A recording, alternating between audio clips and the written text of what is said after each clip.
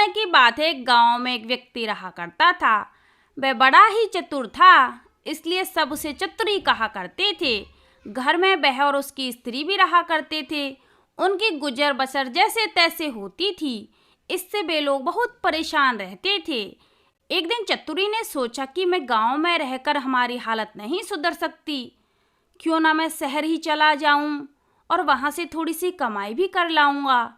फिर चतुरी ने इस बारे में अपनी पत्नी से भी सलाह मांगी, तो उसकी पत्नी ने भी अनुमति दे दी। फिर चतुरी शहर पहुंच गया। मेहनती तो वह था ही, सूझबूझ उसमें काफ़ी थी। कुछ ही दिनों में उसने 100 रुपये कमा लिए। इसके बाद वह गांव के लिए रवाना हो गया। रास्ते में घना जंगल भी पड़ता था। जंगल में डाकू रहते थे। चतुरी ने मन ही मन कहा कि मैं अगर रुपए ले जाऊंगा तो डाकू छीन लेंगे। फिर उसने एक उपाय सोचा, एक घोड़ा ही खरीद लिया जाए और उसकी पूंछ में कुछ पैसे बांध देता हूँ। देखते ही देखते डाकुओं ने उसे घेर लिया। फिर उनमें से एक डाकू बोला, बड़ी कमाई करके लाया है चतुरिया, ला निकाल रुपए। फिर चतुरी ने कहा, रुपए मेरे पास कहाँ हैं, जो थे उससे यह घोड़ी खरीद लाया हूँ। इस घोड़ी की बड़ी ही करामत है भाई, मुझे ये रोज 50 रुपये दे देती है। फिर इतना कहकर चतुरिया ने घोड़े की पूंछ में डंडा मारा कि खनन खनन 50 रुपये निकल पड़े। डाकुओं का सरदार बोला, सुन भाई, यह घोड़ी तुमने कितने में खरीदी है? चतुरी ने कहा, क्यों, उससे तुम्हें क्या? डाकू बोला, हमें रुपए नहीं चाहिए, ये घोड़ी दे दो। चतुरी ने गंभीरता से कहा, नहीं भैया, मैं ऐसा नहीं कर सकता, मेरी रोजी की आमदनी अब बंद हो जाएगी। सरदार बोला, ये ले घोड़ी के 100 रुपये।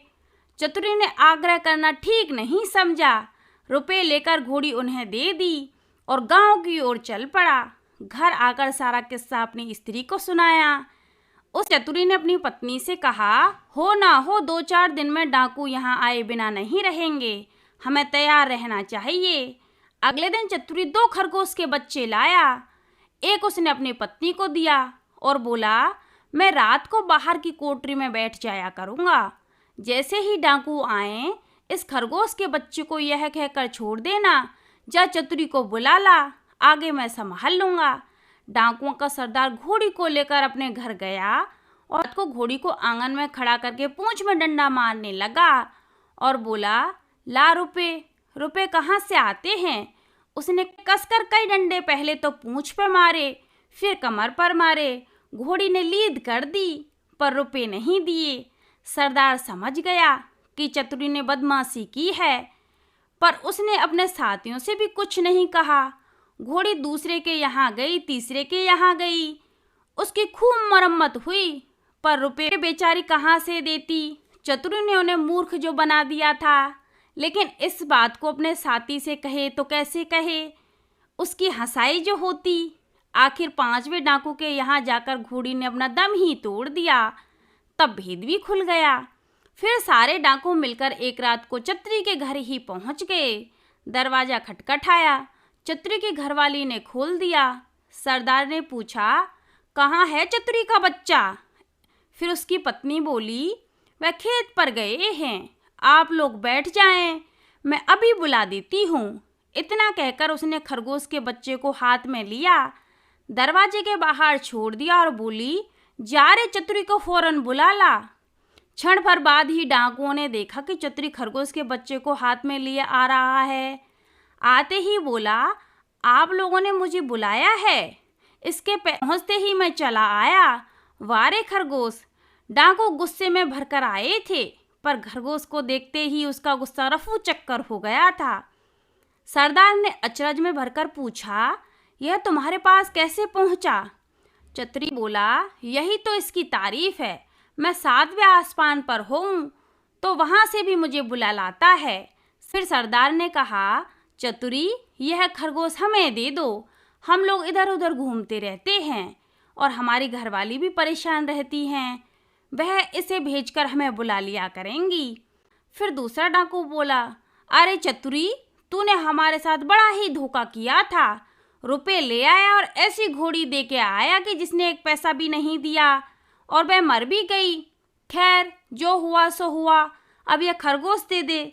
चतुरी ने बहुत मना किया तो सरदार ने 100 रुपये निकाले और बोला, यह ले, ला दे खरगोश को। चतुरी ने रुपए ले लिए और खरगोश दे दिया। डाकू चले गए। चतुरी ने आगे के लिए फिर एक चाल सोची। उधर डाकुओं के सरदार ने खरगोश को घर ले जाकर अपनी स्त्री को दिया और उससे कह दिया कि जब खाना तैयार हो जाए तो इसे भेज देना। और वह बाहर चला गया, दोस्तों के बीच बैठ गया।